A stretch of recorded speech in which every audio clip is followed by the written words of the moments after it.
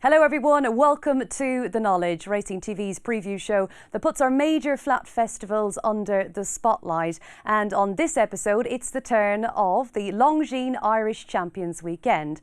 2 fabulous days and of course 2 different venues. So that's where we're going to start on the programme today, and of course our first start will be Leopardstown for the opening day of Irish Champions Weekend, the only racecourse in the capital at the foot of the Dublin Mountains. But what about the finer details? Let's take you through the track facts, and we'll begin with taking a look at the configuration to start with. Left-handed track of about 1.6 miles in circumference with a 3 furlong run-in. Now, it's mostly flat. All races include at least one bend, so they will be turning. Turns are on the easy side though and pose no issues for long striding gallopers. Suited to front runners, and there is very little draw bias. So that will be the venue for day 1, and we conclude the Longines Irish Champions Weekend at the Curragh, the heart of County Kildare, and of course the home of Irish flat racing. So once again, let's take a closer look with the track facts and taking a finer look at some of the key details. And it's very different. They are very, very contrasting. Right-handed horseshoe-shaped course over 2 miles with a 3 furlong home straight that is almost all uphill. So quite the test for horses coming home. Now races over 1 mile start on one adjoining chute, and races over 5, 6 and 7 furlong start on another. Regarded as fair, pretty fair, it is suited to long striding gallopers, and 10 of the 12 Group 1 races in Ireland are held at the Curragh. So that's the reason it is the home of Irish racing, including all 5 of the classics. On the straight course, horses drawn high hold a slight advantage in the larger fields, and that is certainly something that we'll take a closer look on later in the show. So there you have it. Let's find out a little bit more about Leopardstown, the venue for the opening day, and course guide coming your way with Mick Kinane. He's with Don McLean. A very important start, as you can see. You don't really see it from the stands, but your start is right on the bend. That's the thing that struck me most about you. When you're watching from the stands, you think it's nearly a straight run up the back straight, but it's important to be close to the inside here, isn't it? Well, yeah, and if you want to be on near the pace, which is always pretty handy around here, you want a really good start. It's hard to recover if you're of a lower draw. To recover from a bad start here, as you can see, like you're turning for 1.5 furlongs before you actually level out into the backstretch. So it's important to get in the right spot early. It's a great track here. Yeah, great track. Okay, sure. Look, we'll have a walk and have a look at some points along the way. Yes.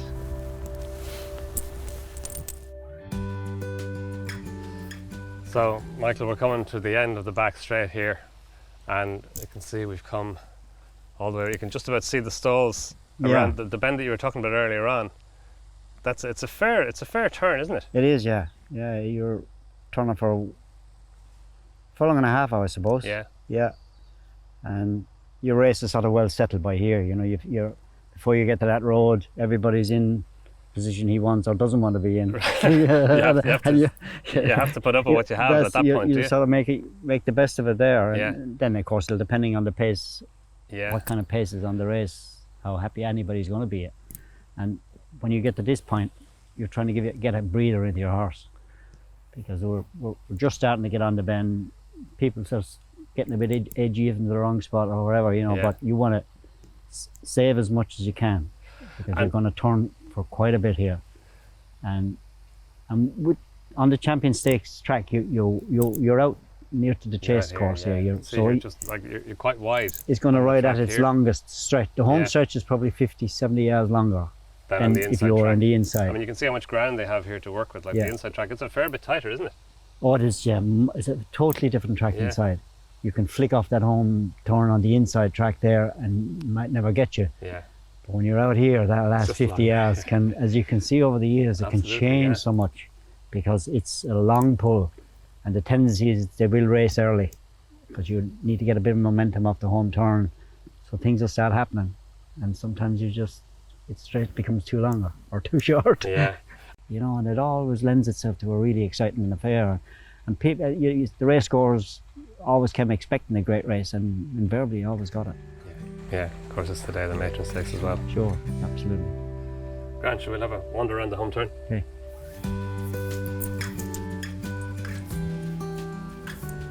Michael, we're on the crown of the home turn here, and as you were saying earlier, the race is just starting to hot up. Where do you want to be in general around about here?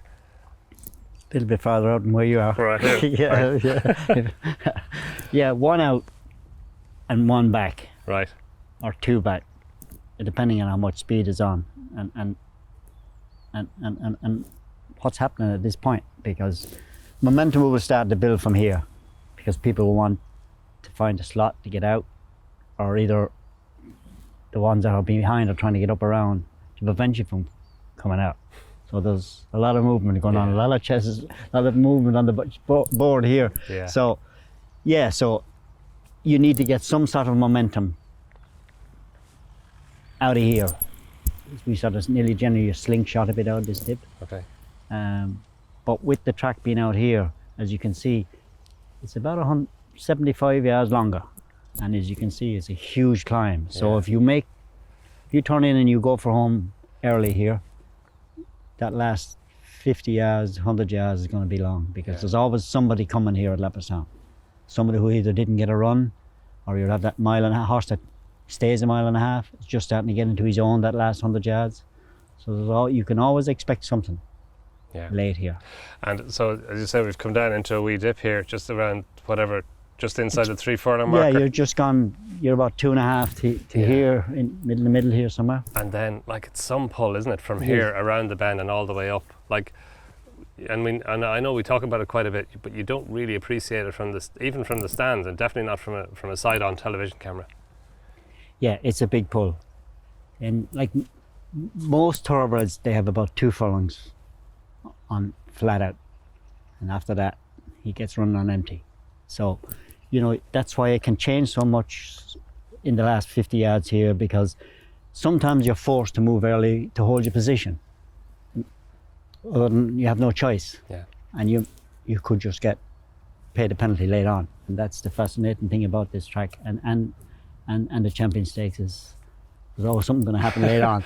Well, I guess, not that I know the first thing about it, but the trick is to not be in a position where you're forced to move earlier than you want to move. Just to time it to get there. Yes.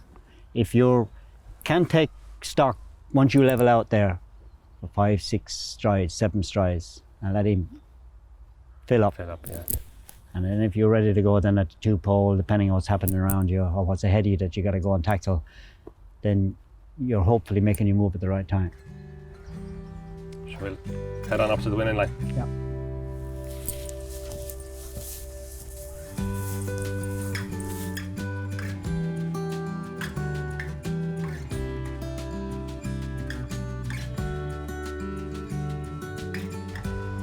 So here we are, almost at the winning line for all races really, the Irish Champions Stakes and all races at Leopardstown. I've asked you where you wanted to be, Michael, at various junctures along the way, but I know where you want to be here. Yeah, if I'm in front here, I should hopefully have a got. I know there's about 5 strides left, which can be long, but if you have it here, you should possibly have it. Are you looking forward to the weekend? It's going to be a great weekend, yeah, can't wait.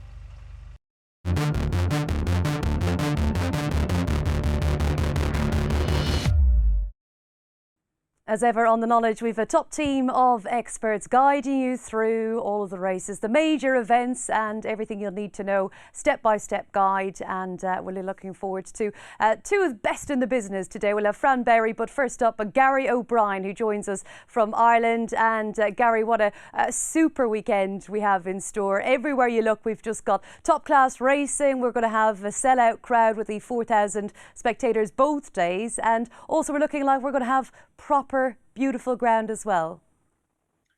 That's it. Hi, Rachel. I think you've hit the nail on the head there. The conditions should be perfect. I think both tracks have actually had to do a bit of watering in the run-up to this fixture, which wouldn't always have been the case in the past. And most of the big names are going to be there, which obviously is very, very important for a meeting like this to retain its status. And I think the big race on Saturday at Leopardstown, while you would have liked to see a bigger field than just the 4, at least we have got all the big guns. So everything's in place. We've got an earlier start than usual on Saturday as well, due to the clash with the All-Ireland football final, as you'll know. Personally, I think that's a good thing. I think the day will really flow very well indeed. So all told, can't wait to get going now.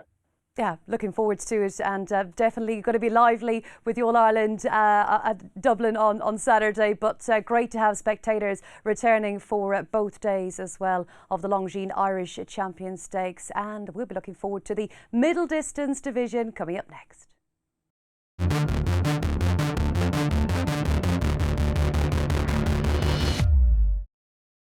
And now we look to 2:45 on Saturday, day 1, and the Irish Champions Stakes taking centre stage. And let's take a look at some of the horses, some of the records, and an incredible list. Previous winners, including the likes of Sadler's Wells, Dylan Thomas, See the Stars, Fantastic Light, Roaring Lion, Golden Horn. Incredible. Leading jockey with 7 winners, Mick Kinane. Aidan O'Brien has won it 9 times in the leading order. No big surprise there, Sue Magnier and Michael Tabor. But the most successful horses with 2 wins, Dylan Thomas in 2006, 2007, and of course Magical won it twice for Aidan O'Brien back in 2019 and 2020. It's a case very much this year, though, quality over quantity with only 4 runners. But the fact that we have just such a superstar in St Mark's Basilica, I'm sure everyone will be delighted. And we're looking at the Coral Eclipse to begin with. Gary, this horse is a real champion. I think he's impossible to knock, Rachel, isn't he? Just every test that's put in front of him, he seems to just take things in his stride. The one thing you would say, obviously, is that the mischief we saw this day at Sandown, I wouldn't necessarily say is the same mischief that we saw in the Juddmonte at York, where he produced a brilliant performance. But the old saying is you can only go out and beat what's put in front of you in a given day. And the way St Mark's Basilica just swept aside mischief there when Ryan Moore asked him to quicken up about a furlong from home was really impressive. And of the 4 runners in Saturday's race, Rachel, he is the one who we know is going to have just about his optimum conditions, 1.25 miles, top of the ground. So he definitely has a huge amount going for him. He certainly has, and well, what we saw already this season and even last season as well, he won the Dewhurst, his final race as a 2-year-old. We saw the Coral Eclipse, but the French Guineas and a Derby, and he's just been able to rise to every challenge, every occasion. Now, you mentioned Tirana. We're going to take a look at the mare. We're going to actually focus on her comeback run, Gary, because this is quite an important piece of form, and of course, I'd imagine it's all eyes on the Prix de l'Arc de Triomphe with this mare, with Dermot Wells. That's it, Rachel. A lot of people feel she would have won the Arc if she was in it last year, and instead she ran in the Prix de l'Opera, obviously, and was an impressive winner of that on the day. This was, I think, everything you would have liked to see at Leopardstown for a comeback run. Dermot Wells had played things down a little bit, and she actually went off a much bigger price than you might have expected, given how far clear she was on the figures. But all the old swagger was there from last year's back-end campaign. She picked off Silence Please very, very easily indeed. Power clear to win with any amount in hand, which in fairness she was entitled to do with the way the race was set up. I'm fascinated to see how they ride her on Saturday, Rachel. You would have thought, in the ordinary scheme of things, a horse who probably is better over 1.5 miles in a potentially tactical race with just the 4 runners, you might go forward with her. But the Arc is going to be in the back of Connection's minds, and that being the case, I would imagine they might ride her the same again, drop her out and just see how things pan out in front of them. I'm sure the Arc is the ultimate plan, but if they could pick up the Irish Champions Stakes, such a race where it's just become so important in the world of horse racing, they'll be pretty happy about that as well. Now, what about a Poetic Flair for Jim Bolger? Now, we could pick any race here, actually, Gary, but we're actually going to focus on the Qatar Sussex Stakes at the Goodwood Festival, finishing second to Alcohol Free. This race over the mile, of course. That's right, Rachel. Yes, as you said there, there's no shortage of material for this guy to choose from. He's been on the go all the way through the season. He's been one of the real stars of the campaign, you'd have to say. Don't think we saw him at his best this day. It was soft ground at Goodwood, and having seen him in France previously as well, where maybe those conditions found him out a little bit, albeit he didn't get the run of the race that day. Just seems to blunt his turn of foot a little bit. He was keen in the early part of the race on this occasion as well, which he can be. So I wouldn't judge him too harshly on this defeat by Alcohol Free. I think The body of his work over the whole season, Rachel, suggests he's got a great chance. To me, I would think he's got, if he settles, which is going to be key here, I think he's got a great chance of seeing out the 1.25 miles. But you just wonder, again, how Connection is going to play things tactically. He is a horse that can take a bit of a grip in the early part of his races. And if there is no pace on, maybe Kevin Manning will have to let him go forward. It's going to be fascinating to watch those early skirmishes. I just hope that he's able to do himself justice and he doesn't pull his chance away early on. Well, this is it, isn't it? And of course, the question will be surrounding the mile and 2 furlongs. But only 4 runners, it really will be a tactical affair. And then we bring in Joseph O'Brien's runner, Patrick Sarsfield.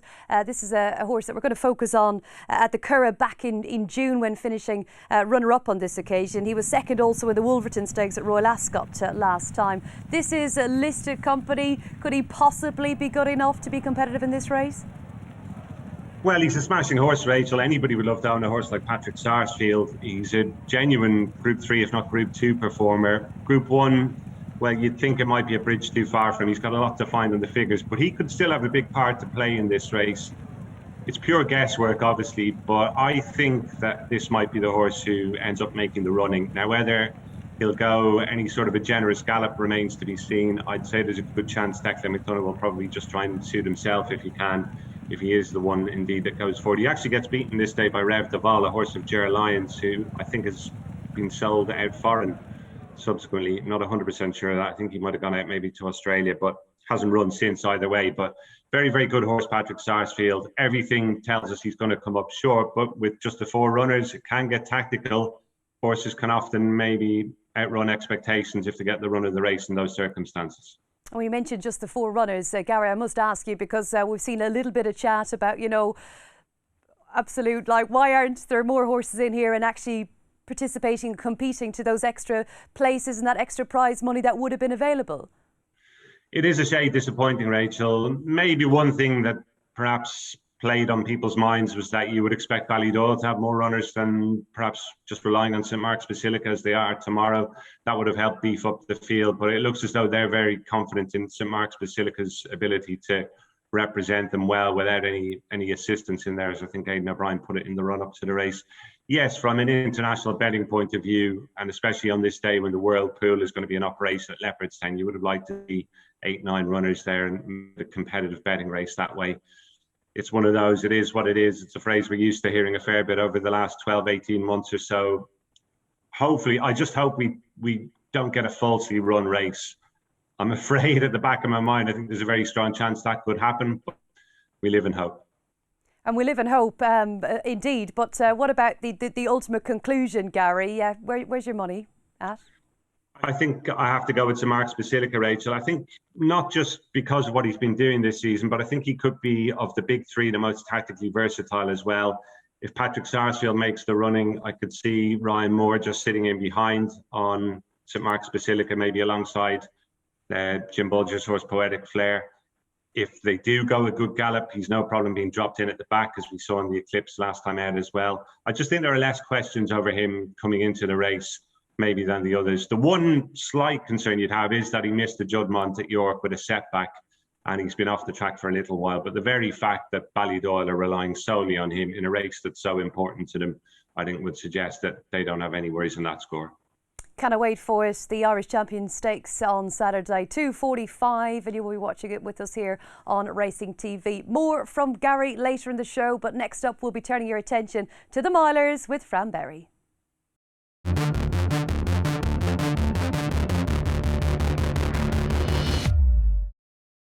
Now, to bring the second member of the team to the knowledge, Fran Berry joins us from home, of course. A man very much looking forward to the 2 days of the Longines Irish Champions Weekend.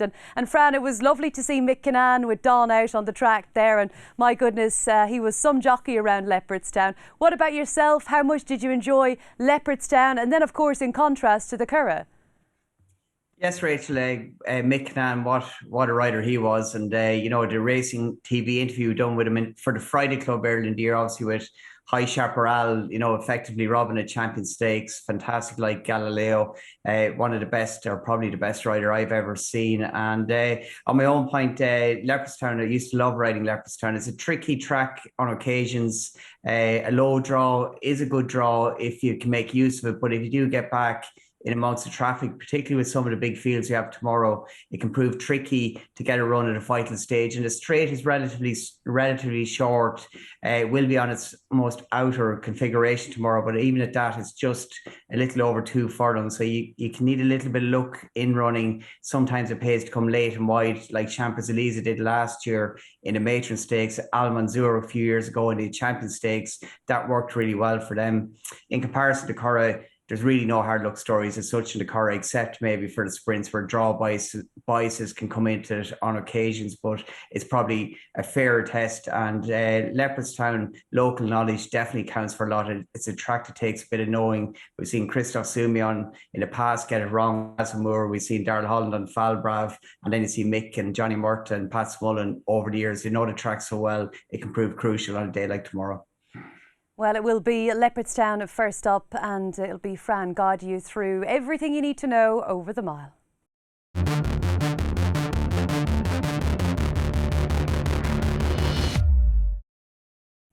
Race 3 on day 1 and a Group 1 to look forward to now. Let's take a look back on the accolades for the Coolmore America Justify Matron Stakes, and the leading jockey with 3 winners is Johnny Murtagh, and the recent success 2010, but of course he'll be looking to win it again as a trainer this year. The leading trainer, 4 winners, John Dunlop, and then the leading owner, Magnus Smith and Tabor, with 4 most successful horses. No horse has won this race more than once. So I guess that may be a bit of a negative with Champs-Élysées, of course, will be back in the mix. You can see 13 declared runners for this Group 1 for the fillies and mares over the mile in the first Group 1 of the 2-day meeting. Here is last year's winner, Champs-Élysées. I suppose if you look at the stats, Fran, you think, gosh, it'd be very tough to do it again. It will be tough to do it again, Rachel. And to be fair, at this point last year, Champs-Élysées was on a roll. This was her 4th win. It was Group 1 company. Colin Keane was riding on this occasion, and she got a really strong pace to aim at. The pacemaker, Love Lockett, made running for Peaceful and Fancy Blue. And I think they went off a shade too hard. That in turn got all of her rivals on the stretch, and Colin Keane, having bided his time on a really in-form filly in Champs-Élysées, was there with a clean run down the outside to go and get Peaceful, and back in third was no at all also for Johnny Murtagh and Fancy Blue staying on late there. Champs-Élysées, that was, as I said, her 4th win in a row on that occasion. She'd risen from a mark of 86 up to winning that Group 1, and we haven't just seen her in the same form this year to date. Now, she did run a very good race behind Acanella when last seen at Curragh. However, it's just not to the same level as that run of form she showed last season. And look, maybe back to Leopardstown might see her better, and back at the mile could see her better tomorrow. Did you think it just all fell on her lap then last year? That she was not lucky, but everything just went right for the way she picked her passage and finished? I think you nailed it there. Everything went right, and everything was going right with her at that point in her time. She's improving, fastly improving. She's a Group 3 winner at previous start, got a really strong pace to aim at, and was ridden cold and had one go at him. Now, she went to Newmarket and did run well afterwards in the Sun Chariot, but for me, it's hard just to repeat that level of improvement or even maintain it when you come back to next year. She is getting slowly back to some bit of form, but not quite to the same peak just yet. Okay, you mentioned Newmarket, and that's the venue where we go to with Mother Earth finishing runner-up in the Falmouth Stakes. You'll also see Pretty Gorgeous in there. She was nailed to the rail on this occasion. Champs-Élysées actually finished well down the field, but Mother Earth has just been a star this season, Fran.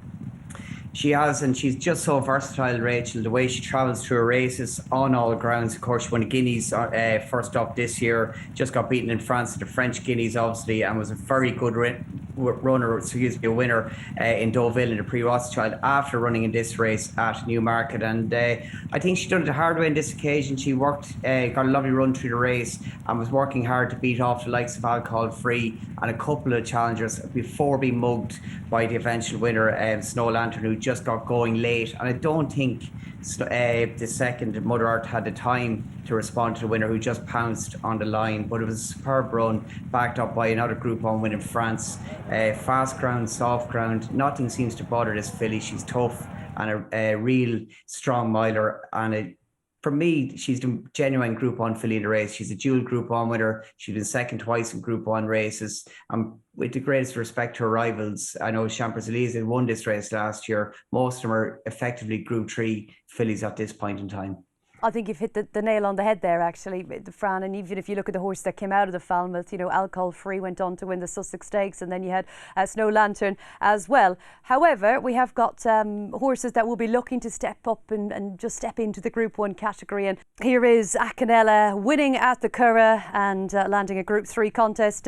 Fran, this is a Snow Fairy Filly Stakes, and I suppose you're looking at form like this and potentially not strong enough to win a Group 1, but it's a win. It was a nice performance on the day. It was a very nice performance on the day by the winner, Rachel. Colin Keane got in well from wide draw and stall 13, travelled really well into the race. And I know it was 9 furlongs, and perhaps Champs-Élysées backers, Champs-Élysées stayed on well here to be second, might be thinking bring it back a furlong and trip, the result could be different. I would argue with that. I think Acanella had the gears for Champs-Élysées all the way down the straight. She did battle on a bit stronger and finished off the race perhaps a bit more readier at the line than the eventual second. But it was that turn of foot between the 2 and the 1 furlong marker for Acanella, which will probably see her more suited to Leopardstown back in the mile tomorrow. Yes, she does need to step up, but I do think she's on somewhat of an upward curve for Ger Lyons and Colin Keane that could go and step up in that run again. The way she travelled through the race to Curragh was very taking. She's one that is improving, but if there is one to step up, who knows, it could very well be Acanella. Now let's focus on a bit of Tipperary form. We've got Group 3 to focus on, and this is Pearls Galore. We're going to see a couple in here once again. Fran, you can pick them out for us. Yes, Rachel, there's Pearls Galore, who's sitting second. The pace angle in this race missed the start. Parents' Prayer walked out of gates, Rachel. There was no real pace in the race. Billy Lee slid forward to sit second, and it didn't go all that quick, and he was very, very well placed throughout. Now, she picked up really well at the top of the straight in Tipperary to put the race to bed, putting a couple of lengths between herself and the rest of the field once Billy asked her to pick up at this point in the orange cap. And she's a ready winner at the line, like a Rock Aroma and Loch Lynn, 2 other decent horses in their own grade, staying on well. This is the key to this filly. She's a strong traveller. She loves going around a turn, and she's got a sharp turn of foot to get a couple of lengths on her rivals at this level at least. My question is, this 7.5 on a flat track, not in a strongly run race. I'm not sure about a mile in the Matron Stakes for around Leopardstown. She's ran at the mile on 1 or 2 occasions. Might have been at her best, but that is the question for me. I think she's a really, really effective 7 furlong filly. Maybe that last 100 yards of Leopardstown could be her undoing. Okay, and let's move on then to opponent plays, and we can bring in the Pretty Polly. And Fran, yet again, we can highlight another horse in the race, and that is Shale in the O'Brien colours, just along the rail. Tell me about the 2 of them and their chances in this race. Yes, opponent plays had a fantastic time, I think, since getting her act together at the back end of last year. She won a Group 3 at Gorham Park, and has started off this season really well, Rachel. Group 3 win, Group 2 win on Irish Guineas weekend in the Ridge of Pearl, all on soft and heavy ground. This conditions here on this occasion was good to firm in the Pretty Polly Stakes.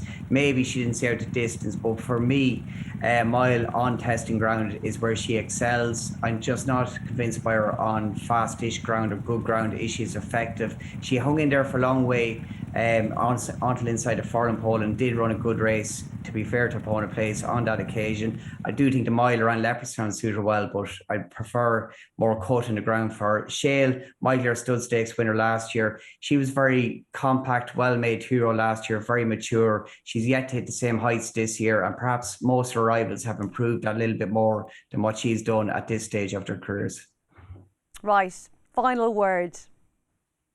Mother Earth, I think, is a nap of the day. Okay, nap of the day, and sounds like a cert in that Group 1, the first of the Group 1s, of course, on a 2-day meeting, the Longines Irish Champions Weekend. More from Fran coming up later in the show.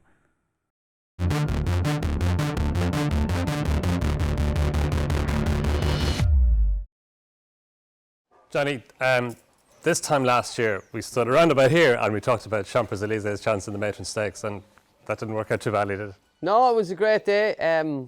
Always special to win a Group 1, win your first Group 1 as a trainer.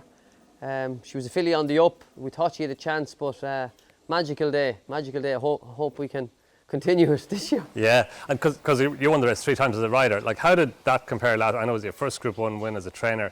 It must have been massive for you, was it? It was. You know, there was no crowds there, so it was just myself and my wife. I think everybody's seen the video of us. We got a bit excited.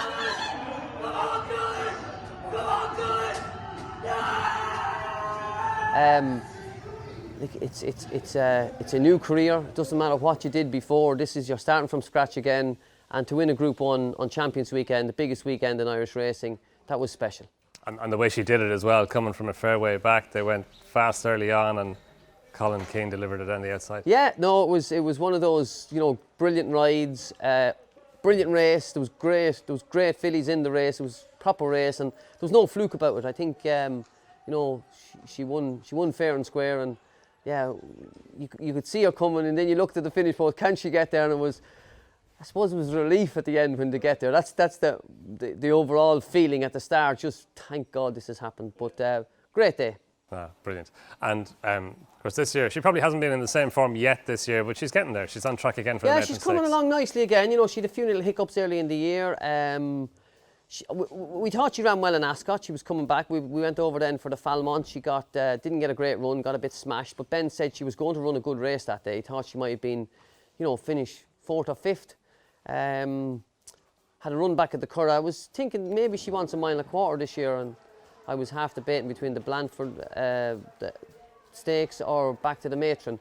It looked like she was coming at the Curragh the other day and just didn't get home the last 100 yards. So we're giving her a crack at the Matron again, and she came out of the Curragh race really, really well. So she's fit, she's ready to go, and I think she's as good as she's been all year. Right, that's interesting because we had a look at it this morning and she looked in really good form on the Old Vic. Yeah, no, she's in great form.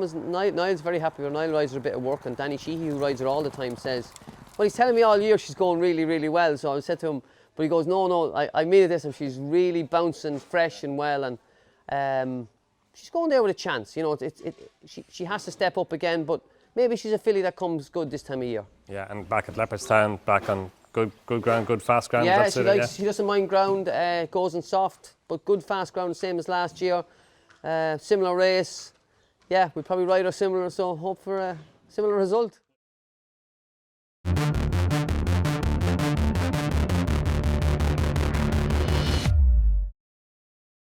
So Tim, here we are at Leopardstown, a couple of days out from Irish Champions Weekend. How are things shaping up? We're excited here. You know, it's great to get the news, as we did last week, that we can allow 4,000 people up onto the site. It's been a long time coming, and I think we're excited. The public, the reaction that we're getting from the tickets going on sale shows that they're excited too, and we have a first-class set of races to present. Were you happy with the figure of 4,000 that you could welcome people back to Leopardstown? I think given that we had 8 or 9 days notice, I think the mobilisation that's required for 4,000 is fairly consuming. I think anything other than that would be more challenging in terms of ensuring the safety of our racegoers, because a lot of the protocols still exist in terms of the mask wearing and social distancing, etc. So it's a question of trying to find that right balance. And since we came from a position of 500, 4,000 it seems like quite a big jump, and we're now looking forward to a full race meeting at Christmas. And of course, even the addition of some people back through the summer. I mean, you definitely notice the atmosphere has picked up significantly from no people being here. Yeah, behind closed doors for a year was strange. It was great to actually get so close to the industry and have industry conversations about it. Then we had 500 in through the gates, and even then you could see the sense of excitement and the sense of real sense of ownership of the industry by the public that attended. So 4,000, I think, would be a hell of an atmosphere here. Yeah, and the last 2 years really. Like, have they been difficult? They've been very difficult for us. Good for the team here, and they've been working on site, obviously preparing the track all year round. We've done 23 race meetings, so we've been busy all the year round, but it's difficult from a commercial point of view. Obviously, if you don't have people coming through the gates to try and obviously make sure that you try and at least get some share of revenue as you're going along, but we're ready for it. We can see the end is in sight, so yeah, the team are good. And the 4,000 people who do come here on Saturday, they're going to see a whole new Leopardstown compared to what they saw the last time they were here. Yeah, that's the difference between us and all the other race courses. We've got a big development. We have a weigh room development, so the industry will be in there for the very first time. So the jockeys will be getting changed. They're using the showers, etc., both male and female. We have a couple of other surprises in store for the public, and that they can see a couple of new bar areas. They won't be able to use them, but at least they'll be able to see that everything is taking shape for when they do come back, hopefully at Christmas. So yeah, I think they'll be really positive about it. And the track itself, we've just had a walk around the track with Michael Kinane. We've seen the Briggs irrigation system at work. It looks in pristine shape. The track is in great shape. The guys have been working on it, as you say, for the last 18 months or so, but particularly with this meeting in mind, there's a lot of care and attention being given to it. You have to take whatever God gives you in terms of the weather, so we're working with that. And we've got some good sunshine today, but we expect a little bit of dampness later down the week, but we'll be ready for any eventuality. And the shape of the races themselves, the entries are in for the big races. Are you happy with those? Delighted with them. Champions Stakes, I think, will be the race of the year. I think Tarnower and St Mark's Basilica and Poetic Flair gives you the three kind of form horses, and hopefully there'll be a reasonable supporting cast, but that'll be exciting in itself. Yeah, like the Irish Champions Stakes, like through the ages, it's been a phenomenal race, and with those three especially, plus a very strong supporting cast as well, it could be one of the races of the season. Yeah, I mean, last year with Magical winning, that was the second highest rated race in the world, so it would be nice to try and get to the top one, but that remains to be seen, and obviously the ground, etc., will be a defining point in that. And how much are you yourself looking forward to the weekend? We can't wait for the public to be back. I know it sounds a bit corny, but we really enjoy meeting people, serving customers, getting racecourses going, getting the excitement, getting the industry back on. You know, there are nearly 29,000 people working within the industry in any given year, and this is a big part of it, the race meetings. So yeah, we can't wait.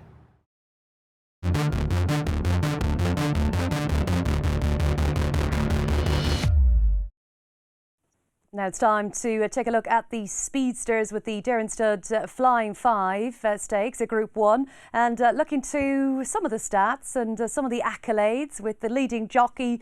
6 winners, Mick Kinane. I think we're going to see him a lot through this show. Leading trainers with 5 winners at Dermot Well from 1985 to 1994, and the most successful horse with 3 wins was Ben Bawn.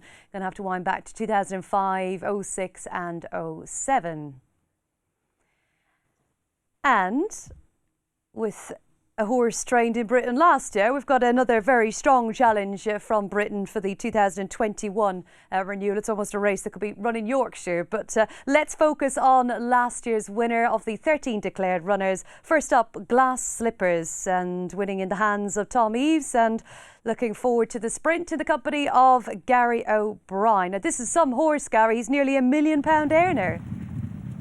Marvellous filly, Rachel Glass Slippers. You'd love to have anything to do with it, wouldn't you? This was just one of her big wins last year in the Flying 5 here at the Curragh, and it was a really good performance as well. As we know, she went on to capture the Breeders' Cup Turf Sprint as well. She's also a former Prix de l'Abbé winner, so an absolutely marvellous filly. She looked in trouble at one stage this day, but she's got guts aplenty, Glass Slippers, and really stretched her neck out to the line to beat Liberty Beach this day.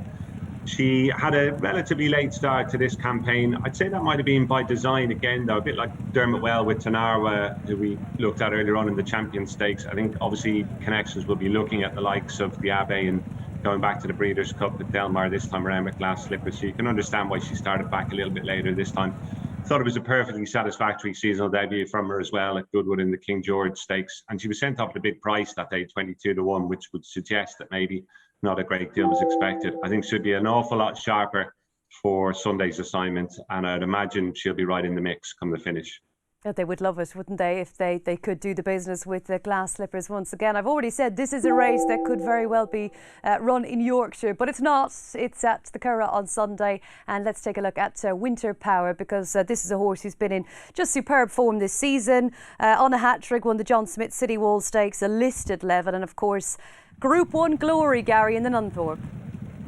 She's had a brilliant season, Rachel, and obviously has a real affinity with the Nagsmar at York.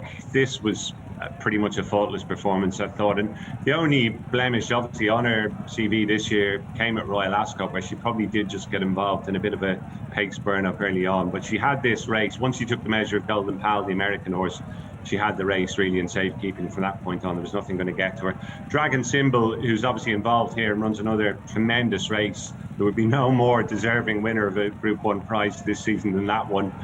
But watching that race back last night, there was no getting away from the fact that he came out of his comfort zone early on by the gallop that those horses up the front went. And I could see it being a similar scenario for him at the Curragh on Sunday, whereas Winter Power, assuming she can translate that York form to the Curragh, and I don't see any reason why she won't. She's drawn in stall 4, which I suppose you would have really preferred a higher number. The track configuration on Sunday is out towards the stand side, and I suppose historically the higher numbers have tended to be favoured on the sprint track there. But this filly, I would imagine, is going to take the world of beating. To me, whatever beats her will win.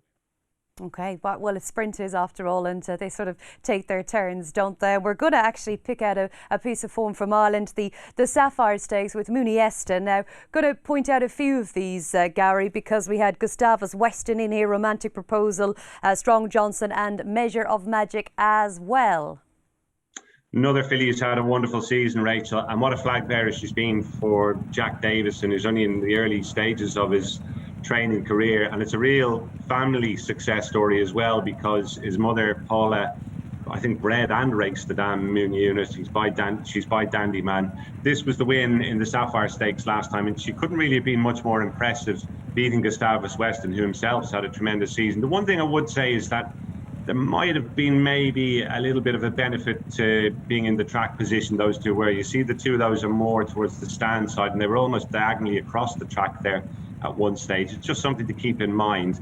But I do think Monista is coming into this in the form of her life, and with the race likely to be run to suit on Sunday, I think a real good gallop over the minimum trip will be right up her street. I'd be expecting a career best from her, and I think she could actually be the one to perhaps give Winter Power the most to do. Okay, we saw Colin Keane. I mean, he got a lovely run through. She was in a great rhythm that day as well. And, you know, you talked about the part of the track that she was on. But she's a real nice travelling horse as well. And do you think she will be looking to come off the pace? I think without question, Rachel, and I think 5 furlongs, as I say, is very much her bag. She disappointed over 6 at Royal Ascot, but had the worst of the draw that day. She was drawing 1 and actually ran a good bit better than the bare facts would tell you in the Commonwealth Cup. Whereas I think on this occasion, she'll be able to get a good toe into it. I didn't actually see where she's drawn, but there's pace either side. Winter Power is in 4, and Frenetic, who's a very speedy filly, is drawn 11, I think, so she'll be more towards the stand side. So she should get a good setup in terms of getting a toe into the race, and I think everything points to a big run from her. Yeah, the more I look at her, actually, the more I begin to like her and begin to fancy her. Now, we did already see Gustavus Weston in there in that last bit of footage from the Sapphire Stakes. But another form clue that we're going to point out here, Gary, for you. Yes, he's been in the form of his life, as I say, this season, Rachel, Gustavus Weston. I think this was his second win in the Group 3 Phoenix Stakes. He also won a Group 2 earlier on in the year as well. I thought after this that the Haydock Park Sprint Cup could be the ideal race for him.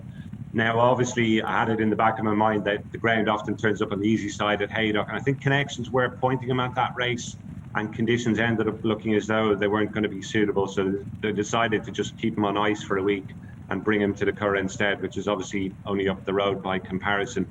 But I do think 6 furlongs suits this fella a little bit better. I think his overall profile would suggest that maybe that extra furlong brings out the best in Gustavus Weston. And based on the clash with Monista earlier on that we looked at there in the Sapphire Stakes, I wouldn't necessarily see any reason why that form should be turned around, Rachel, to be honest. All right, I'm never surprised when I see form turn around. You think, well, that cannot be turned, but it is a sprint after all. But am I thinking you're going with Kevin Ryan again? I think you seem pretty smart on glass slippers. No, I do think Glass Slippers will run a big one, Rachel, but I would have to go with the informed 3-year-old Winter Pair. The worry for Glass Slippers is that while she had a wonderful campaign last year, there are a few new kids on the block this time around, the 3-year-olds, and particularly those 3-year-old fillies there down at the bottom. Obviously, you've got Winter Pair, Munista, Frenetic, as I said, is not a forlorn hope at a big price either. Colin Keane rides her, obviously, this time, so he can't maintain the partnership with Munista, though Wayne Lorden obviously knows her pretty well too. But Winter Pair would just get a fractional vote for me, Rachel, over Munista and Glass Slippers.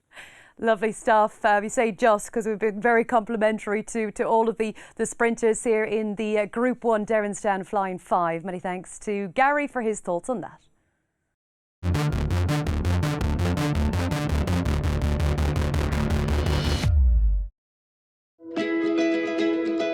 How big an initiative is it for Irish racing this weekend? Everything condensed into one makes a real international focus as well as locally. It's amazing, yeah, really. When you look at the 2 cards over the weekend, you have 6 Group 1s, I think you have 3 Group 2s, 3 or 4 Premier Handicaps and listed in a Group 3 thrown in. So it's an absolute feast of top class racing, showcasing the best horses, best trainers, best jockeys. It's fantastic that the flat season can gear towards this kind of end competition, and Longines Champion Weekend, it's an amazing programme of races. Jack, Munista took her 7 wins to win as a 2-year-old. I was in Down Royal, I interviewed you after she won, and you're quite bullish about her. You know, I thought end of the season she's got her winning bracket, job done. What is she going to do as a 3-year-old? Having been quite busy as a 2-year-old, but you were pretty bullish about her that she'd train on.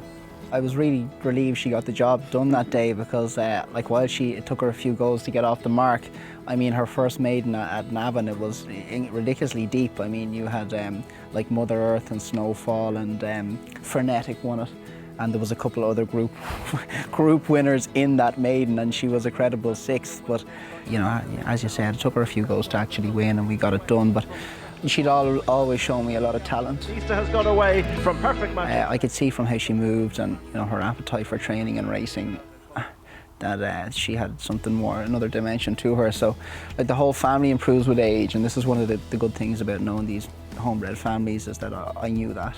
And Jack, to go and win in Naas, you went to Royal Ascot for the Commonwealth Cup. The ground went against you there, but you went back to the Curragh, you won the Sapphire Stakes, a Group 2 race. That must have been some day.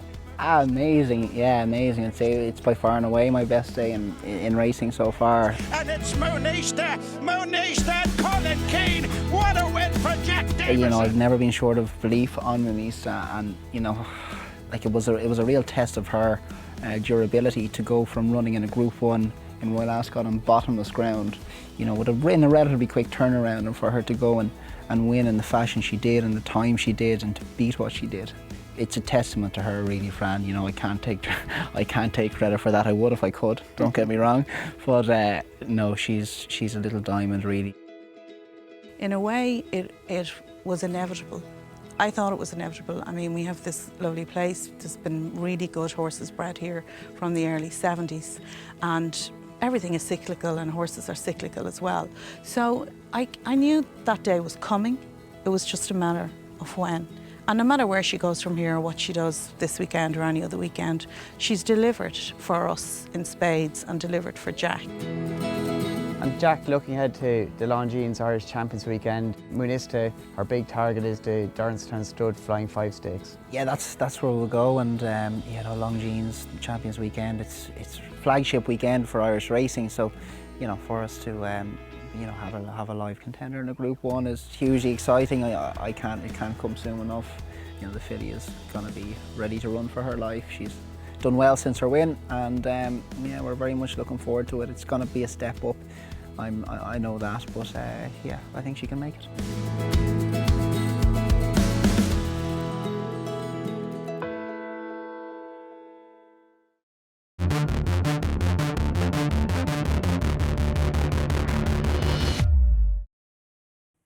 So now time to take a look at the youngsters and hopefully the stars of the future. And getting underway at 110, race 2 on Saturday is the KPMG Champion Juvenile Stakes. It's a Group 2 for 2-year-olds and we race over the mile. And as you can see, the runners and the jockeys, and we've got 10 declared. And now Fran Berry and myself are going to take you through some of the chief contenders, starting with Maritime Wings for Joseph O'Brien. And we're going to see also Jim Bulger's runner in there as well, Manu Acorde. Fran. Yes, Rachel, and this will be very interesting, not just tomorrow's race, but obviously with a view to Point Lonsdale on Sunday in the National Stakes, and see how this form shapes up tomorrow. It's Maritime Wings was bought by New Connections after a very taking winning debut at this track, of course, Leopardstown over 7 furlongs in June. He's ran 2 very good races behind what I think is the best 2-year-old around Point Lonsdale. Here he is, the Futurity, staying on to be second. He did seem to crack a little bit inside the last furlong if you want. He showed a tendency to hang into his right here under pressure. And whilst he did keep on, Rachel, I'm just interested to see how he cope with the mile tomorrow. He did stay on well enough inside the last 100 yards and trying to chase Point Lonsdale inside the last 2 furlongs. He was the one doing the hard work to chase that top horse into the race. So, you know, maybe you can upgrade that run. Some of the horses that have been behind Manu Acorde, he's interesting. He was very well backed on each of his 2 starts. Went disappointing, and then he went to 1 at Leopardstown. He didn't run as well there, but maybe fast ground is the key to him, and a mile again should suit him well tomorrow. Okay, because it was soft ground, wasn't it, of course, for the Group 2 Futurity Stakes that we've just seen. And now we're actually going to switch to a race on the poly track. We're going to take a look at a maiden over at Dundalk, and this is Absolute Ruler, trained by Aidan O'Brien. Yes, and back in turn, the yellow colours is Money Beams, trained by Ger Lyons. Maybe he didn't run his peak on this occasion. He had 2 previously good runs and sets a good level of form. The second horse, Amor Tentia, the grey and the black colours, was second on his debut run at Leopardstown, 2 Manu Acorde. He looks a nice prospect going forward. But this winner, Absolute Ruler, travelled really well into the race, Rachel, in the Derek Smith colours. He showed a nice turn of foot, and Gavin Ryan never seemed to get too serious with him. His body language would suggest that he always thought he had grey horse covered. 1 or 2 flicks just to go win the race, and he picked up well to go away and win nicely inside last furlong. He went away to win by a length and a quarter. Nice way going. The way he travelled through the race, you would think fast ground on turf should suit him very well, and he looks a nice prospect if building on that. And the fact them 2 horses pulled so far clear the third would give the form some strong look at least. Okay, and another good-looking prospect and a winner, Atomic Jones at the Curragh for trainer Ger Lyons. And once again, we're seeing Manu Acorde in the race as well. But Atomic Jones just wide of the field, but really liked the way this horse travelled on the day, Fran. You would, Rachel. Now look, they finish in a little bit of a heap on the line. There was 4 or 5 across the line together. The yellow colours, Smurfit Silks out the back, Chicago Soldier, he ran on well to be just beaten 4th. He's let the form down a bit since. Shark Bay, who stays on nearest to at the finish at the Chestnut in the Derek Smith colours late. He's been beat twice since, but that said, Point Jellybrand, who stayed on to be second, somewhat unlucky there in the white cap Navy Silks. He ran a Group 2 afterwards behind Point Lonsdale. I wouldn't knock him at all for that run. And the winner, Atomic Jones, I think he done well to win, Rachel. He showed a good attitude. He was ridden a bit more prominently than a lot of his rivals, and he was in the fight sooner, and he kept on well. He was entitled to improve off that. I think stepping up to the mile, be interesting around a bend for him tomorrow. He's a nice prospect. Yeah, looks quite exciting, and just finished out the race strongly as well. And of course, that was over 7 furlongs on fast ground, so there's every chance that the mile on the conditions expected at Leopardstown shouldn't be a problem. What about Buckaroo then? Let's take a look at Joseph O'Brien's a Galway winner. We're going to see the first and second from this maiden, Fran, with Buckaroo picking up the runner-up Stone Age on this occasion. Yes, that's right. And Stone Age reopposes tomorrow, and he'd shown a good run on debut behind Manu Acorde. Showed up very well. He's ridden more prominently on this occasion. Rachel, I was in the ring doing the paddocks for Racing TV on that day, and Buckaroo was all the rage, and I was very, very tempted to back him until I seen him in the ring. I thought he was physically too big and unfurnished to handle a track like Galway. I thought it would get him out of his comfort zone and he wouldn't know enough or be suited by the track, but he jumped, he travelled really well throughout the race. He did show signs of greediness once hitting the front here on the Declan McDonough. He ran left and right, which he's entitled to do after a slow start at Killarney on debut where he didn't learn a lot, but the way in which he went through the race, I know he's only won by neck at the line. I think there's a lot more improvement to come from this horse. Back in a more conventional track like Leopardstown, I'd expect him to improve a lot for that experience, and I think he's got to be a really nice horse in time. Good enough to win this, or what's your selection going to be? I'm very, very keen on him. I think Maritime Wings is an interesting one as favourite at the minute. He's a general 5-2 chance. I think Buckaroo at a general 8-1 is a very solid each way proposition, and I'd be very keen to go with him tomorrow. Okay, looking forward to that, and we continue to focus on our juveniles, and the Moyglare will be up next. The Moyglare Stud Fillies Group 1, 8 declared, and coming your way at 3:30 on Sunday over the 7. Agatha is a popular horse. We're going to take a look at a few of them. We're going to start with the win at the Curragh with Agatha, and you'll also see in here Discoveries and Concert Hall, and also Sunset Shiraz, who came from a well back. But the winner's in front here, Fran. Talk us through the race. Yes, Agatha, Rachel, has been a revelation, really. She got beaten in her first 3 starts, all shorter trips, but since stepping up to 7 furlongs, she won in Leopardstown, winning second in Leopardstown, and then she went on to win at a big price in that Group 3 at Leopardstown, and proved that was no fluke when winning this race, the Debutant Stakes, in really good style. She jumped, she travelled strongly, as you can see here in the video. She had all of her rivals on a stretch from 2 furlongs out, fully 2 furlongs out, and kept on really well to win by 2 lengths. This one just seems to be improving all the time. She did get a little bit lonely in front initially, and then found a bit more inside the last half furlong. I'd say she's a top class prospect in the making. Slow burner, but she's really on the up at the minute, and their course form, having the experience of running at the Curragh and running like that, should stand her in good stead. Okay, well, let's compare that performance with the victory at Leopardstown prior to that. That was in July, and Prettiest is in here, finishing in 4th, but once again, winners in front. And I mean, she looks like she's a filly who just likes to tank along. Do you think she's going to be able to do that come the weekend? Unless somebody wants to go too quick, it's very conceivable. She seems to be really quick out of gate since they've started to make the running over the 7 furlong distance, and Prettiest was a very short order on this occasion. She was reported to be in season after juncture. The Grey stays on well to be second, and Seaside in the Munir colours in the green there actually went on to win a Tipperary in listed company afterwards, so that gives the form a bit depth to it. But it's just the way this filly, once she gets out in front and gets striding on fast ground, she seems to find plenty for pressure. She can go on soft ground as well, and she just has a really high cruising speed, gets her head down in a really likeable manner, and it just seems to be really going the right way, and proved that Leopardstown, when winning at the Curragh, was not a fluke. Well, she's been ever so progressive since she was actually beaten by Homeless Songs, and we can actually take a look at that race. So once again, you'll always be able to spot Agatha, because those bright orange colours always at the front end. But talk us through this race and each position for the fillies.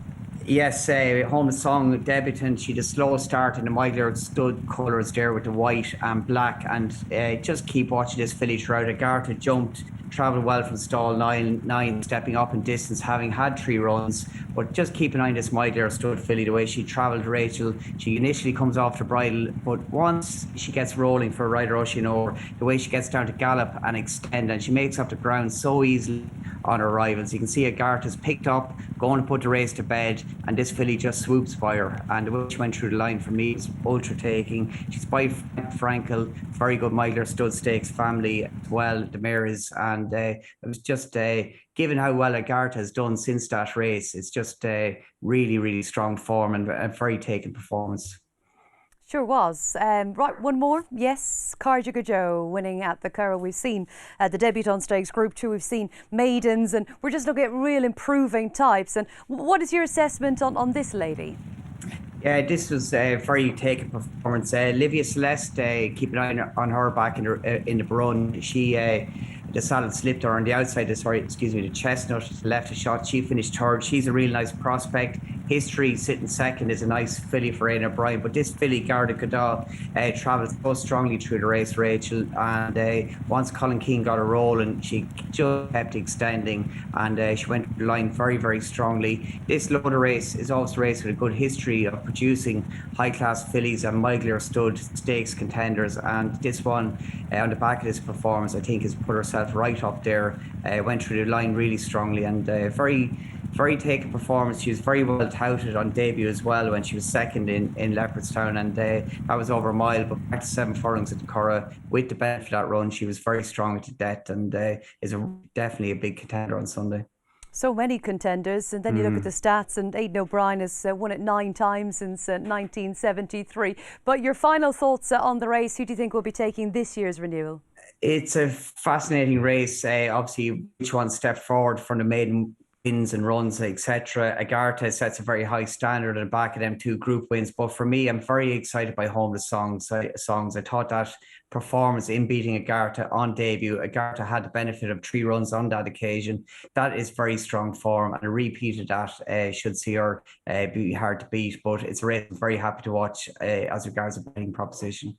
Yes, and of course with the future in mind as well. And now let's talk about a race where generally there's a future star board, and that is the Goffs Vincent O'Brien National Stakes, Group 1, and coming your way at 4:05 from the Curragh on Sunday, over 7 furlongs, and 7 runners declared. You'll see that William Buick, Ross O'Ryan, James Doyle, all over from England to be involved over in Ireland at the weekend. Right, let's kick off with Point Lonsdale. Now, you did touch on this horse very briefly, just looking at an earlier race in the weekend, just to keep an eye on that piece of form. And once again, the Group 2 Futurity Stakes. Yes, Rachel, and this horse was awesome on debut and winning at the Curragh. The further he went, the better he was, and the stronger he got. He went to one of the Chesham Stakes. He beat Reach for the Moon, of course, on that occasion, and Reach for the Moon, of course, has gone on to Frank de Forman, winning at Sandown in great style. And Point Lonsdale, he just gets his head down in the right place. He seems to keep extending, and in the last furlong, over these 7 furlong distances, he just gets strong inside the last half furlong. The way he stretched here on this occasion, the futurity is similar to what he'd done at Tyros Stakes and what he'd done on debut. He's a full brother to Broome. 7 furlongs at the minute is his minimum trip, but I just think he's that far better than a lot of his rivals. He can get away with it, but I'm really going to be excited when he gets up to a mile plus going forward. I think he's a high-class juvenile who's just doing what he has to do to win.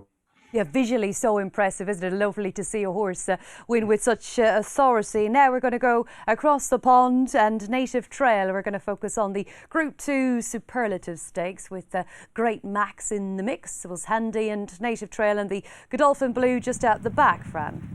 Yeah, a good winner on debut. He just got up to win in Sandown on debut and quite well touted in June, and he travelled really well in this Superlative Stakes on this occasion. He was ridden with restraint by William Buick and just worked his way into the race. The horse to finish second, and Rachel actually followed him throughout in the Navy sleeves there. He just had to bide his time initially for a run. Mazakela, he went on to win subsequent to this, and Newbury doing it in good style. He also looks a nice prospect, but Native Trail showed a good turn of foot to go and pick up the leaders, and it wasn't easy. They were spread across the track. The eventual third, Diab, got away on the field somewhat. William Buick had to get his horse rolling to go and beat him, and then he'd fend off the challenges of the second, who might have been a shade unlucky with the way the race developed. But Native Trail is a very worthy and interesting contender. It's good to see him over to give us a bit of perspective on the UK juvenile form against the Irish form.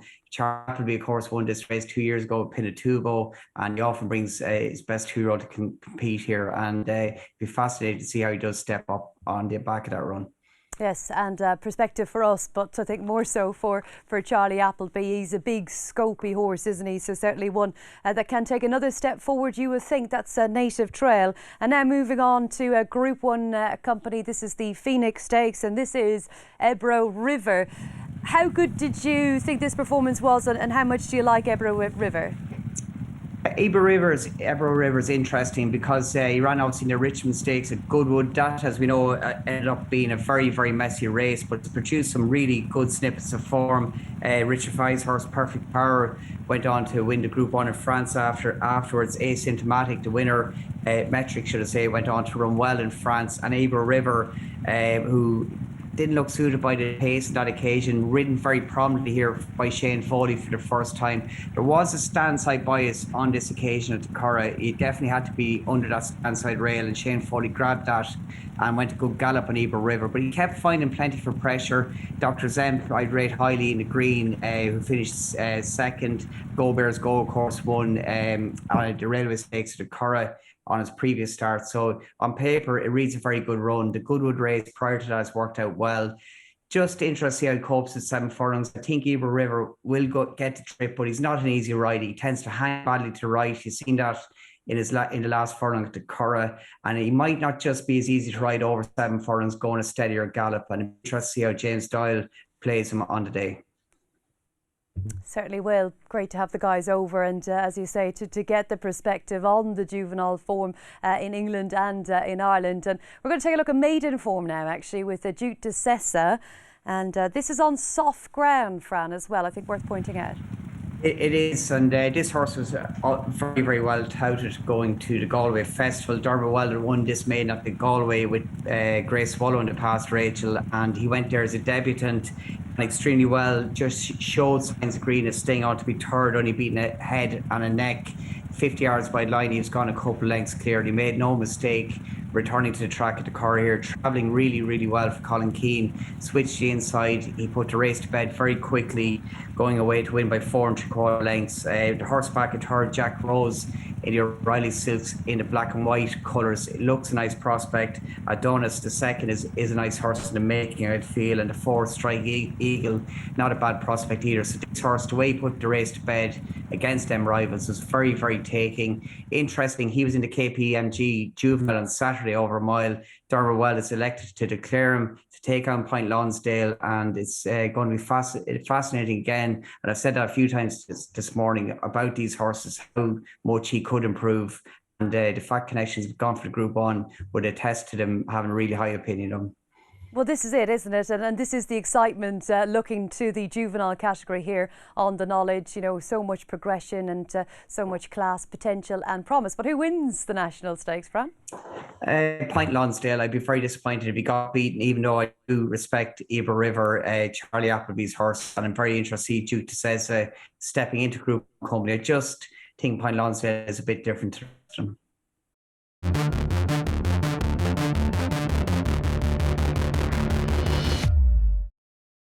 And Fran Berry has got some handicappers for the weekend to look at. We're going to kick off with the 2 on Saturday, Fran. And first up, Hook Up. Yes, Hook Up will be all the rage, Rachel, for this mile and 5 handicap. It will be the second last race on Saturday at the Champions Stakes meeting at Leopardstown, 3:45. Ryan Moore is booked to ride. This is the big amateur handicap at Galway, and you'd have to say she was unlucky. This has been a bogey race for Patrick Mullins for a long time now, and I don't think he'll relish looking back at it. Everything that could go wrong on this occasion, which can happen at Galway and often does, did go wrong. You can see how much ground she's had to make up to get into the race. She got impeded 3 or 4 times down the hill. In comparison, the rest of the field are getting away on her, and she's had to work really hard to get into it. And I think it was to her credit that she finished off as strongly as she did to be 4th. This was 2 mile 1 furlong. She's back 3 furlongs in trip effectively, but given her unexposed nature, I can see her being very well back tomorrow. Obviously with the booking of Ryan Moore. Willie Mullins won this race a couple of years ago, Limini, and he's had some horses run very well there as well. So she'll be all the rage in that Pertingo handicap tomorrow. Okay, that's Hook Up. And you're also predicting a riot?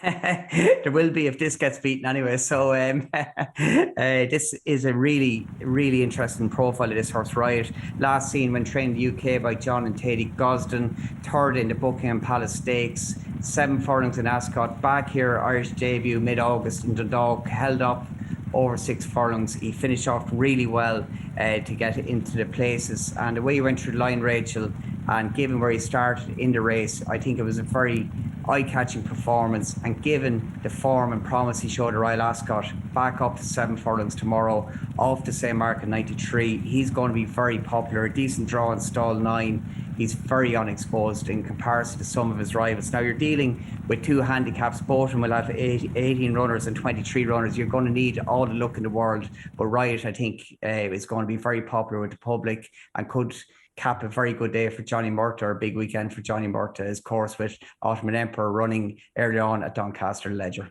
Yeah, we'll all be loving this game, Fran, if that goes in. And what about Crystal Black, another handicapper for Sunday for us? Tell us a bit more. Yes, ultra competitive 10 furlong handicap, but I've been waiting for this horse to step back up to 10 furlongs in trip. He won in really good style at Ballinrobe over 9.5 furlongs. He went through the race really well on that occasion, picked up to win nicely around that tight track. He then made his handicap debut over 6 furlongs at the Curragh. He was back up to a mile here in the Cambridgeshire, and he just lacked the speed, Rachel, for this race on a mile, at a mile, but he did finish off the race really well again in the Moyglare Stud Stakes. He just is probably learning on the job. The experience of running here in the Cambridgeshire over a mile will stand him in good stead, and I think he's a big player in that Northfields handicap, the last race on Sunday. He's quite unexposed in relation to some of his rivals, and the draw, though, is a big negative. He got drawn in stall 29, and that is not going to make life easy for him. That will be a negative. But for me, he is a 3-year-old that's capable of stepping up, but bear in mind the draw. Okay, so hopefully you've made our life a little bit easier, Fran. Take a look at all of the action for us here on the Knowledge. And top stuff from Fran Berry. Many thanks to him.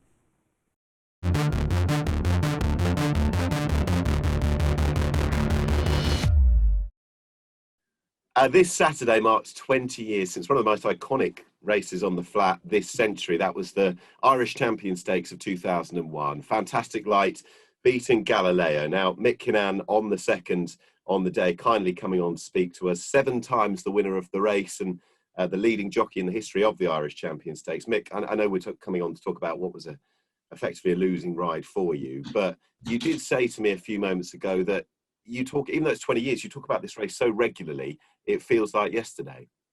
I've been trying to forget this. It's 20 years, but every time everybody meets me, they bring it up. So it feels like it was yesterday. Now, the context being, for people that might not remember, obviously you can, Galileo, who we sadly lost this year, who we'll come to, the brilliant winner of the King George, who'd beaten Fantastic Light over the mile 4. They had the rematch in the September at Leopardstown. Now, I was reading some articles at the time that said that the roads were jam-packed getting into Leopardstown, and obviously Galileo was so well backed on the day. Was there the feeling going into it that this could be something quite special? Well, yeah, listen, it was a great field, and Godolphin came fully packed, so with their flag bearer and brought a pacemaker, and they got their pacemaker and rolls a bit better than we got ours. So and that was a huge factor in the result. Oh, we'll come to that because I know Aidan O'Brien in his typically self-deprecating fashion, blamed himself for the tactics. But did I also read, was Galileo cheered on the way out? There was a fabulous atmosphere. I can't remember a crowd being as big as that day since. And it was phenomenal atmosphere on the time, so it was, everybody had turned up for a great spectacle, and they got it. They didn't get the home result, but they got the spectacle they were looking for. When it comes to the race itself, obviously there was a pacemaker from Ballydor who went off hard, and that was the way you were, I think, sat in behind Fantastic Light, 3rd and 4th, the big 2. I mean, is it still very vivid in your mind how the race played out? Oh yeah, we went real good. Nice, great. Well, my pacemaker went a bit too quick, so then he got disregarded. So then, sometimes the most important ride you have is on your pacemaker to get the fractions right. So on that day, ours didn't quite get it, but Richard Hill's got it right for Frankie, and after me getting the run down the inside of my pacemaker the year previous, They made me do this. It was karma. I was on the receiving end of the wrong move. So Frankie went down the inside and I had to go around his pacemaker. I made the move as Frankie made his move. So momentum wasn't lost, but just that vital probably length that I covered, it made the difference at the wind-up. Did you go into the race thinking, we've beaten him at Ascot? I know different course, different distance as well over the mile 4, but Leopardstown over the 10 furlongs. Did you go into it thinking the result will still be the same? We'll beat him again. I did, because I out-muscled him at Ascot in the King George, and I felt I'd probably do it again. But then that's the difference between going back 2 furlongs can make.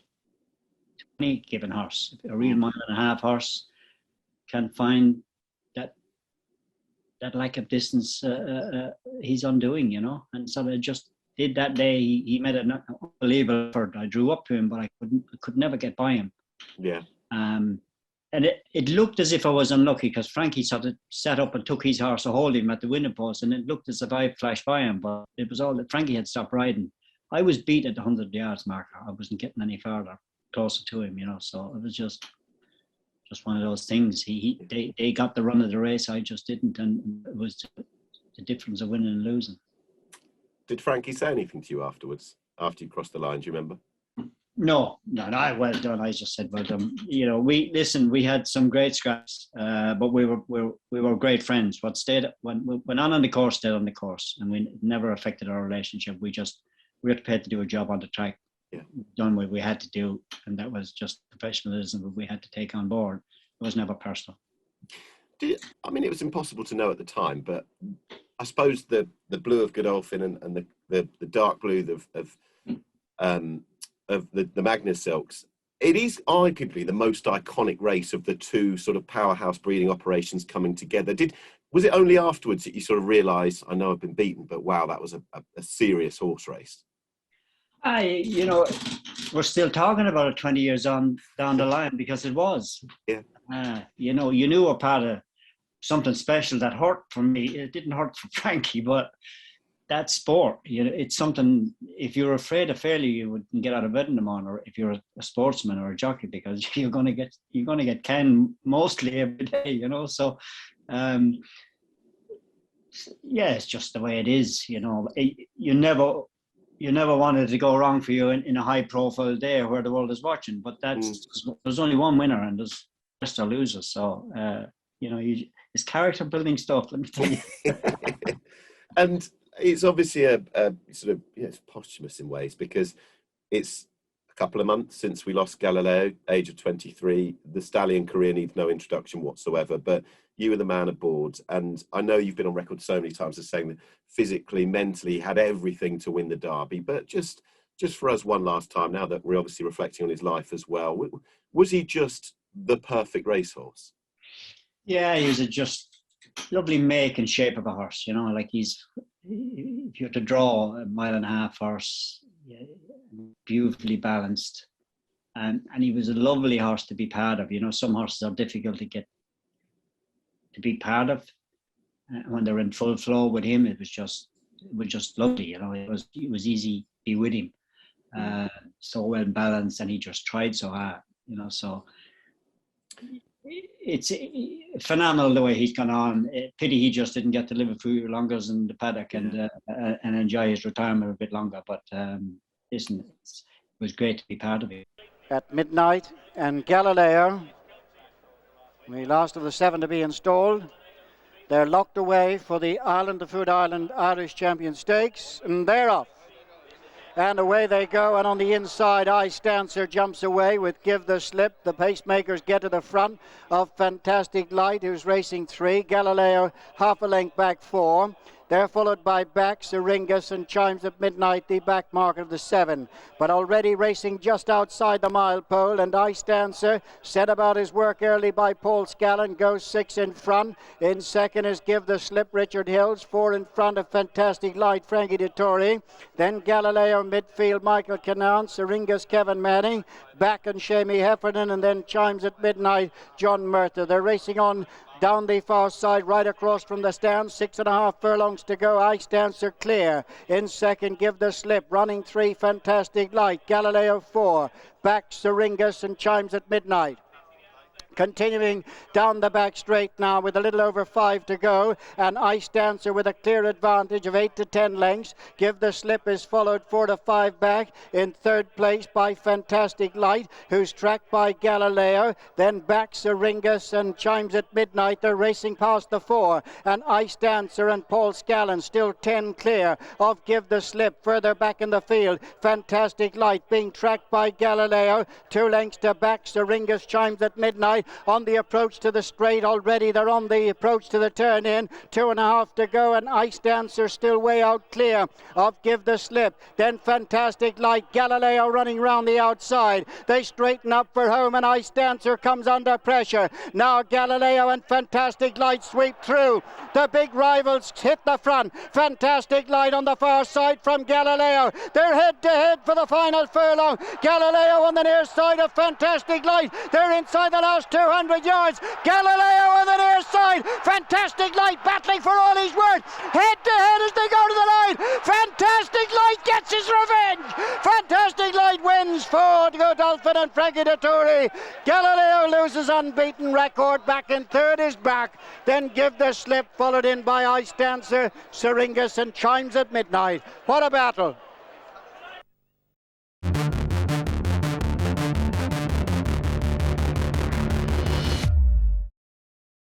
And now for the final part of the show, but also the final classic of the season in Ireland, and we're looking forward to the Irish St. Ledger. Before we take a look at this year's renewal, let's take a look back and let's take a look at all of the heroes gone by.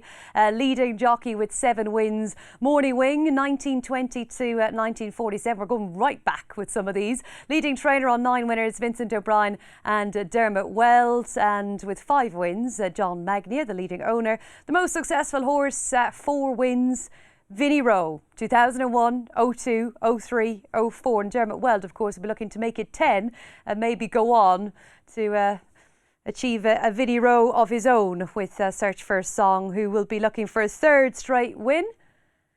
And we'll be seeing her in action, of course, on Sunday. 1 mile 3/4, we've got 14 declared runners, and you'll be watching it with us at 4:40. But Dermot Weld, no stranger to success on Champions Weekend, and he will be looking for that 3rd victory with this wonderful horse. Gary O'Brien to talk us through this one.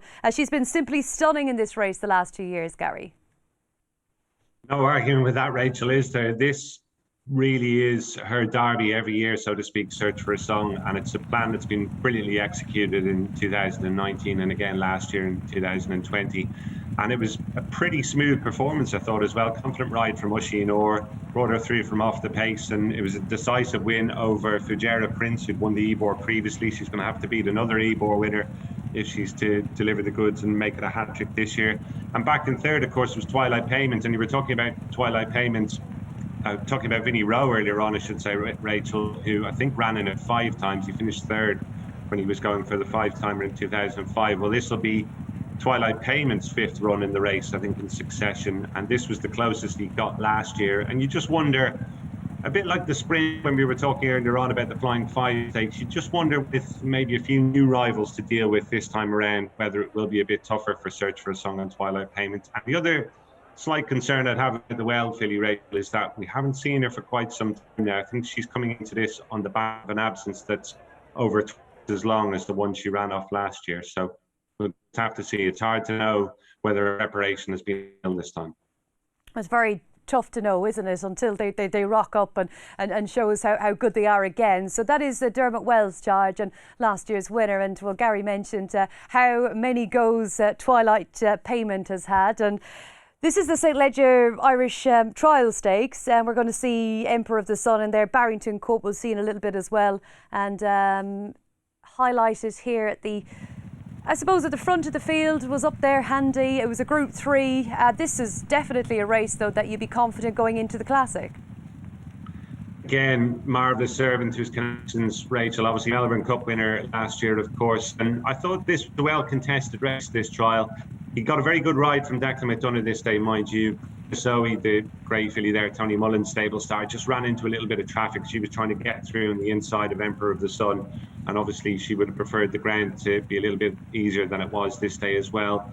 And Barrington Court back and forth there in the McManus colours, who we'll talk more about in just a second, I thought ran a very good race too. But there's no knocking Twilight Payment. Melbourne, I'd imagine, is going to be on his agenda again. Life will be a lot tougher for him down under this time, though, off his revised handicap mark, you would imagine. But having failed to win it in 4 previous attempts, can you really see him making it 5th time lucky, Rachel? Personally, I can't.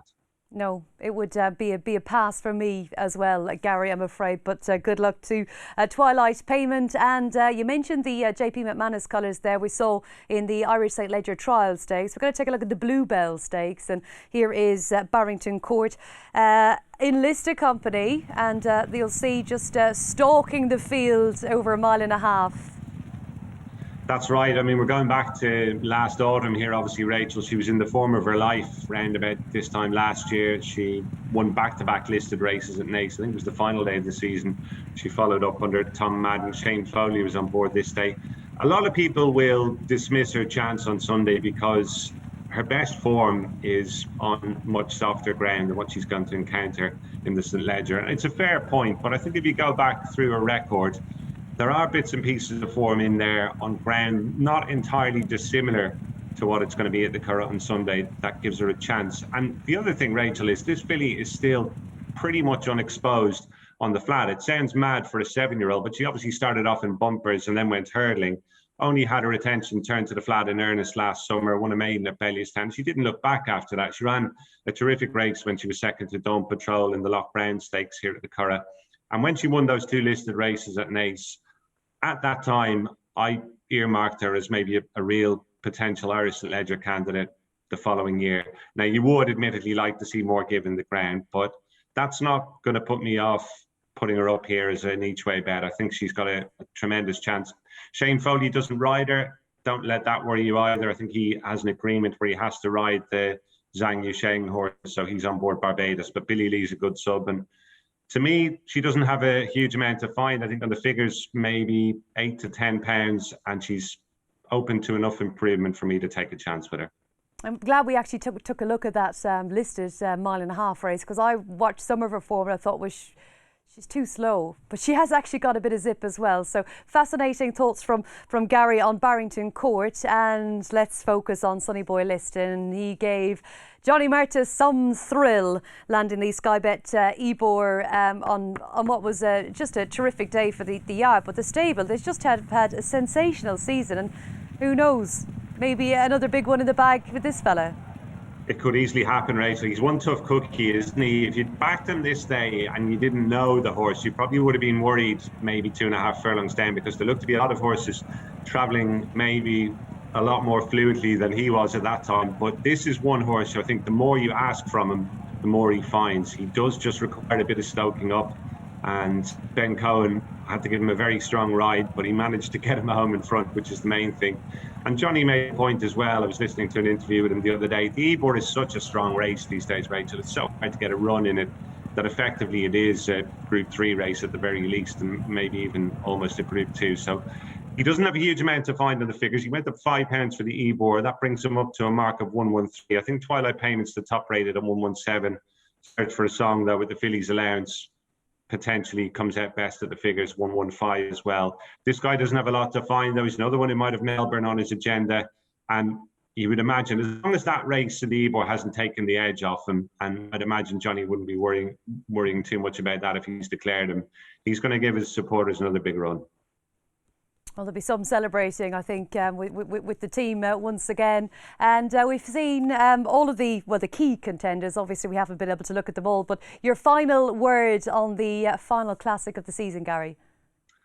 Yeah, as I say, Rachel, I'm going to happy to take a chance on Barrington Court at a decent each-way price. Confidence would be a lot higher, obviously, if the heavens open, which looks a big long shot at this stage. I think the forecast is relatively dry over the weekend. But as I say, there are, if the ground is safe at the Curragh, and with the watering they've done, I'm sure it will be. I'd be happy enough to take a chance with her. Sonny Boy Liston would be next best for me. He's on a real upward curve as well. And of the 3-year-olds, I think Sir Lucan, if he's declared, would have an each-way shed as well. Flattered to deceive a little bit in the great voltager at York last time, but he's open to a bit of improvement maybe over the longer trip. Thanks very much to Gary. But before we let Gary go, he has got a handicapper for us over the 2 days. So will this be the best bet of the weekend, Gary? Drum roll, please, Rachel. Yes. Well, I hope we so. got It's it. the final race. The final race of Irish Champions Weekend. So a long wait for it. It's the finale on Sunday, and the horse in question is Band of Outlaws, who's also owned by JP McManus. So while obviously we associate the colours more with jump racing, I'm hoping that maybe JP will have a big day on the flat at the Curragh on Sunday. Band of Outlaws for me is a fascinating contender for Northfield's handicap. We're seeing him here running at Naas earlier on this year. This was his first start for 654 days, and I thought it was chock full of promise, to be honest. He came from a really unpromising position and ended up on what was probably the unfavoured part of the track over towards the inside. You can see the front two, Pepperoni Pete in the red and white, and starting Monday, they were both out much wider this day at Naas. His run just flattened out a little bit late on, but that was perfectly forgivable, as I say, after what was a huge absence. What it did show was that most of the old ability, if not all of it, was still intact. Did have a run over hurdles after that at Tipperary, Rachel. I'd be happy enough to draw a line through that. It was probably with an eye to running him in the Galway hurdle, which he didn't end up going for in the end. The other thing is he's won off the mark he runs off on Sunday before. He won a Premier Handicap at the Curragh on Irish Derby weekend. That was a long time ago, admittedly back in 2018, but he won that day off a mark of 88. And Sunday's race will be only his second start on the flat since he's been gelded as well. So I think there are maybe enough things there when you add it all together to suggest that Band of Outlaws could go very, very close in the finale on Sunday. All right, we'll have a long way to wait for it, but hopefully Band of Outlaws comes up trumps. Top stuff, Gary. Thank you so much. Enjoy the weekend. Thanks, Rachel. Will do. You too. And my thanks to the guys. I hope you've enjoyed this episode of The Knowledge with Gary O'Brien and Fran Berry. And looking forward to 2 days from the Longines Irish Champions Weekend. You can watch it here with us, of course, on Racing TV. And until next time, goodbye.